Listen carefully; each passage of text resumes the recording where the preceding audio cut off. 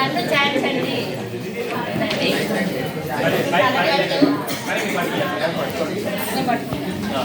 తలకి డిబేట్ చేస్తాము. డిబేట్ చేసి గ్రౌండ్లోని ఇవన్నీ పడి క్లాస్ రూమ్లో వేసిన తర్వాత వెనకతని మేము డబుల్ టేప్ అంటించాము.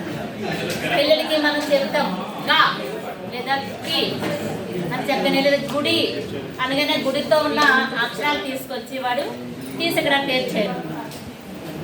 జస్ట్ ఇలాగ చూపిస్తామండి. ఒకసారి ఆడి మీకు కావాలి. ఇప్పుడు గుడి అన్నాం కదా మేడం, గుడి ఆ టేప్ తీసి మనకి ఆ గుడి కింద అంటిస్తాం. అప్పుడు లెటర్ని మనం పిల్లల్ని ప్రొనౌన్స్ చేస్తాం, పలికిస్తాం అందరితో కూడా. నాకేముంది గుడి ఉంది కాబట్టి కి అంటామని పిల్లలతో ప్రొనౌన్స్ చేస్తాం. ఈ విధంగా మేము నన్ను చేర్చండి అనేది ఒక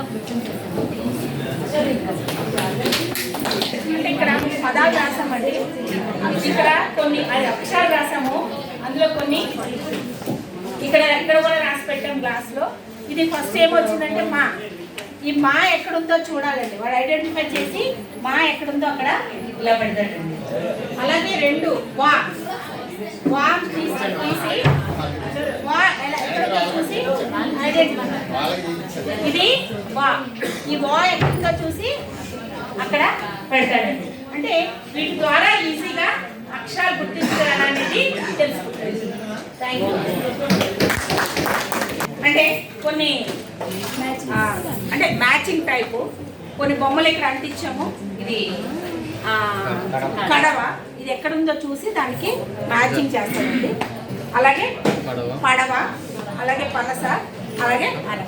అంటే ఇవి చూసి అంటే చిత్రాలు చూసి బొమ్మలు చూసి ఎక్కడ దానికి సంబంధించినటువంటి అక్షరాలు వర్డ్ ఉందో చూసి గుర్తుపెట్టాలి. థ్యాంక్ యూ అండి.